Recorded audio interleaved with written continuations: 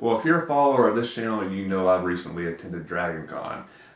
Posted some videos before I went to the con this year, and then also the past several weeks I've been posting some videos of some of the panels I attended at this year's Dragon Con in Atlanta. So it's no surprise that I've been to Dragon Con unless you're new to the channel.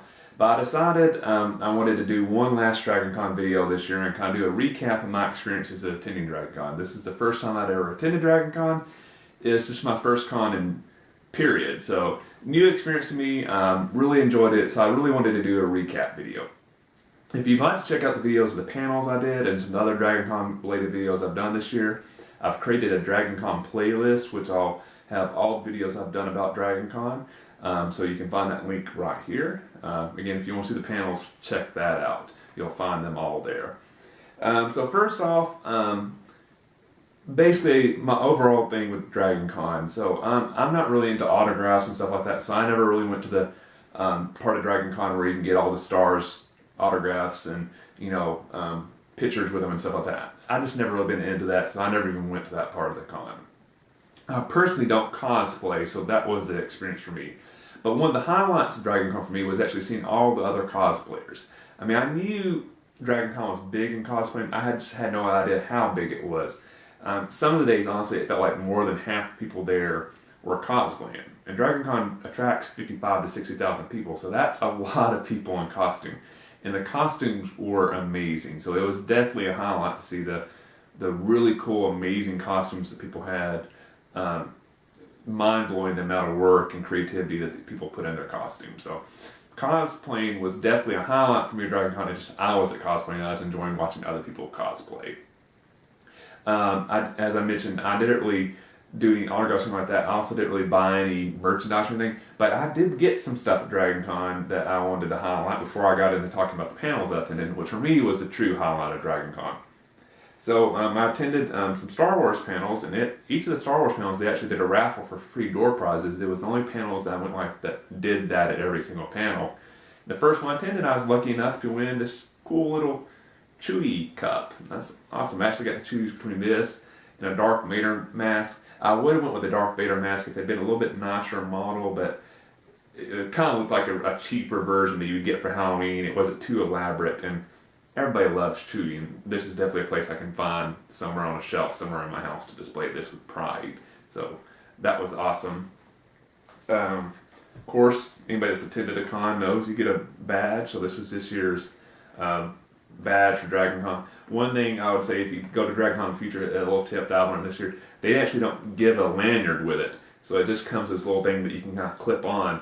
So they did sell lanyards all over the place, but that wasn't a free thing. So if you have any lanyards, bring one with you, so when you get your badge, you can it's easier to display. So if I go in the future, that's something that definitely I will be doing. This was the pocket program you get when you actually register and pick up your ticket. Since I prepaid, it has the full schedule. I never even looked at this while I was there because Dragon Con had a really great smartphone app, and the schedule was completely on there. It was just a lot easier to look at the schedule on your phone versus this. It's my understanding in years past the app wasn't nearly as good. They kind of perfected the app this year, so I think they've nearly made this obsolete. But I guess they kind of keep on printing this just for the few random people that don't have a smartphone with them. And you run into the danger, a lot of people, your phones die while you're there because you're constantly taking pictures and video with your phone. So it's real common for people's phones to die. So I guess if your phone dies, then this is the backup.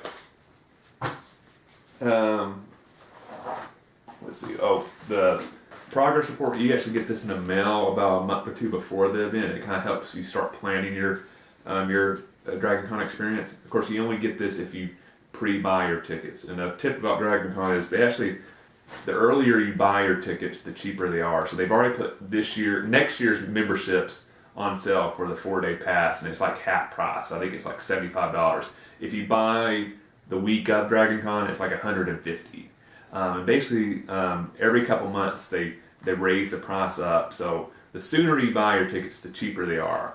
I'm pretty sure I'm going to Dragon Con next year. I just haven't decided for sure yet. So last year I bought them a full year in advance, so I got them half off. This year I'm not going to buy them that far in advance, so I'll have to pay a little bit more, but I needed to make sure I'm going to be able to attend before I buy the tickets this year.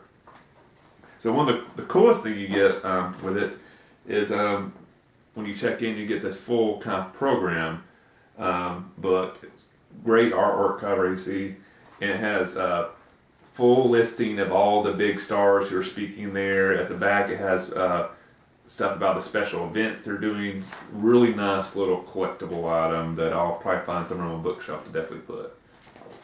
Then let's see what else I got here. Oh, at one of the panels, they were doing a little fundraiser. DragonCon always does a big thing for charity, so they were doing raising money for the Atlanta Food Bank, and they were just for a small little donation. They were doing these little stickers at this fan panel too. So I got this little neat alien sticker.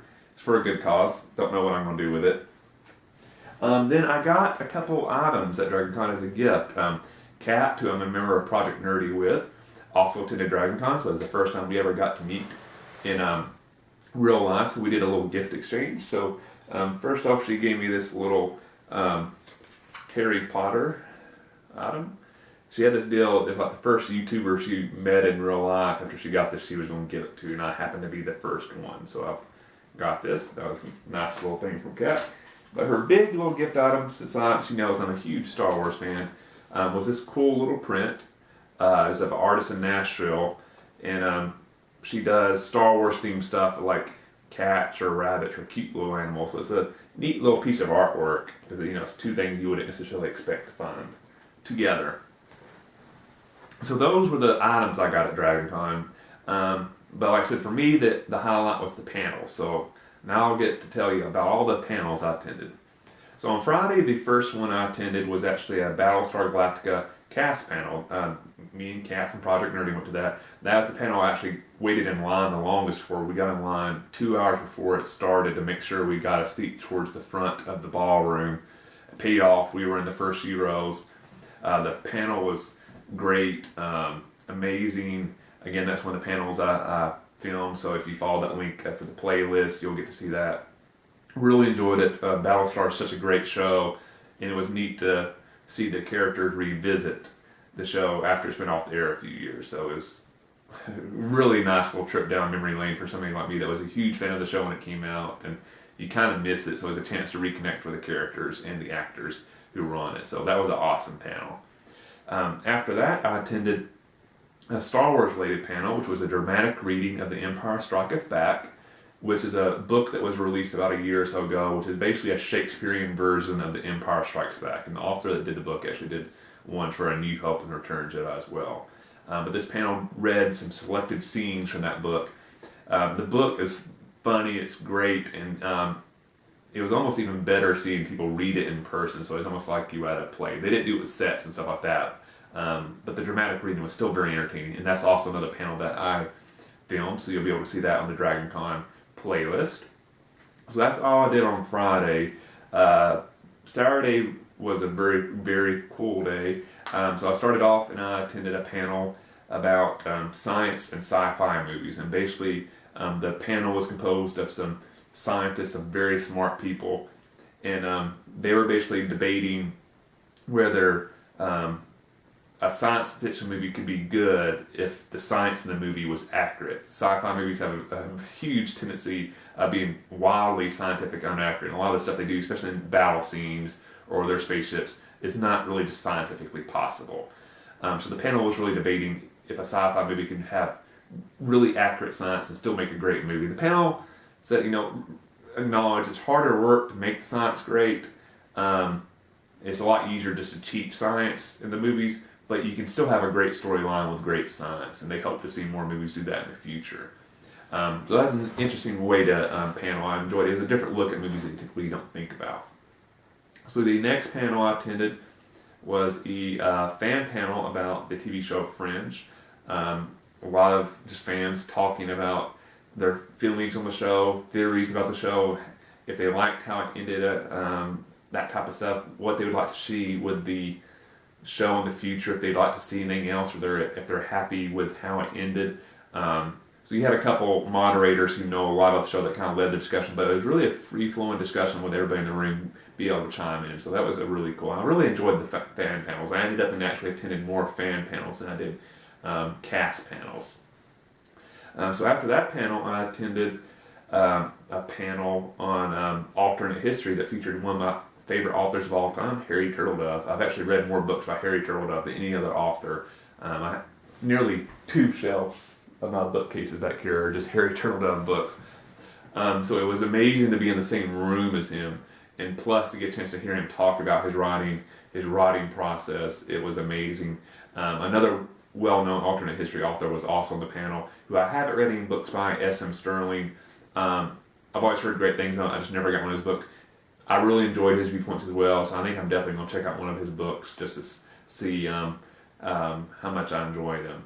But that was awesome, and that's another panel that I filmed. So if you're a Harry Turtledove fan, definitely check out my DragonCon playlist so you can see the videotape from that panel. After that, I attended another fan panel, this one for the TV show Warehouse 13. And since Warehouse 13 just did end, it was mainly the fans and the moderators discussing our feelings towards the last season, which wasn't the best season in the world. Sci-Fi kind of really messed up the show a lot. They canceled it, and then they made them do the last season in just 6 episodes, so they didn't give them a full run, and they didn't let them know ahead of time it was going to be a real short season. So when they found out, they had to really try to jam in a storyline in a few number of episodes. So it was a lot of fan frustration about the way the show ended in the room, but at the same time, people expressing how much they loved the show, and the room was packed. It was actually the biggest crowd for a fan panel that I attended, so it really showed the passion people had for Warehouse 13. So sad the show ended, and who knows, maybe it'll be able to come back in some different format in the future. That was the last panel I attended on Saturday. So on Sunday, the first panel I attended was Stargate related. First up is a panel about what if in Stargate, and how small little decisions in the show could have dramatically changed the way the show storyline went. And so as a lot of fans just talking, what if this happened? How would the show have been different? So it was an interesting discussion. Then after that, I attended another Stargate panel, this one about Atlantis and the role it played on the TV show, and the role that Atlantis plays in current pop culture. So it was a very interesting panel. It was led by people that are archaeologists and historians. So they were able to give a very interesting look at Atlantis and how it's been viewed differently over time. Next up, I attended another fan panel, this one about the TV show Grimm. So it was interesting to attend a panel about a show that's currently still going on. People were kind of discussing how they liked the last season, where they hope to see the show go in the future. Really, really cool panel. I enjoyed that one a lot. Next up, I attended a panel about Star Wars and science, and it kind of was looking at some current breaking ground technology, some new technology that we're just getting to start come online, and how it compares to similar items in the Star Wars movies, and what's possible in Star Wars science, in our world, and what's really not practical. It was a very cool panel, very smart panel. You had people that work for NASA, rocket scientists, biologists that specialize in researching life elsewhere other than Earth. Very cool panel. Very, very smart people on that panel. So after that one, I attended a cast panel for the TV show Defiance. That's another one I filmed, so you can check that out in the playlist. Very funny cast, a very entertaining panel. Enjoyed it a lot. Hoping it'll come back for another season. At the moment, last I heard, it's still not clear if they're going to get a 3rd season or not. The last panel I attended on Sunday was a Buffy the Vampire Slayer panel, and it was actually led by the head makeup artist for the show for most of its run. And he kind of did a slideshow of a lot of the work he did while on the show. So all the makeup and effects he did in regard for, vampires, demons, all the monsters they had on the show. It was a really interesting presentation, because he talked about how the process developed, how the vampire makeup changed over the course of the series, what the process was like when the show's writers would come to him and say, all right, we've thought of this kind of demon or monster. And it was really up to the makeup artist to kind of really figure out what they were going to look like and shape that, and how that impacted the storyline and stuff. So that was a really cool panel. And then on Monday, I attended 2 panels. First panel I attended was a Firefly panel that featured 2 members of the cast, Adam Baldwin and Ron Glass. Great panel there, very funny. Tell they get along really well, and they still love talking about Firefly. Firefly's so awesome. It was great just to get a chance to get back in that world for a short hour for the panel. That's another one I filmed, so you can check that out on the playlist. And then the last panel I attended was another Stargate related panel. It was actually about the movie. If you haven't heard, they're actually going to reboot Stargate and make a new movie with actually the people that did the original movie. The original writers and directors are going to come back and redo the movie and restart it. I think the plan is they want to do a trilogy. They'd always kind of wanted to do a trilogy, but after the first one, it kind of fell apart. And by the time they were ready to do it, the TV show had kind of started, and they were unable to do the movies while the TV shows were going on. So now that the TV shows are over, they feel like they have the freedom to go back and redo the movies that they always wanted to. So the panel was kind of talking about what our hopes were for that, all that type of stuff. So that was my DragonCon experience. If you attended DragonCon, just let me know what you enjoyed. If you've attended any cons this year, just what are your cons highlights. Any questions you have about DragonCon, feel free to let me know in the comment section below.